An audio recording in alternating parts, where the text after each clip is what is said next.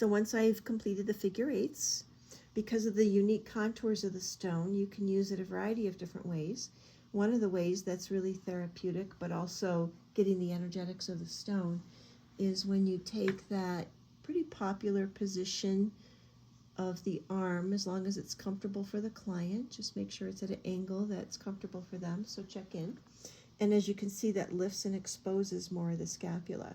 So that gives us an opportunity to go in there. We're going to support the shoulder, and we're going to go in and we're going to trace that medial border of the scapula and release some of that tissue.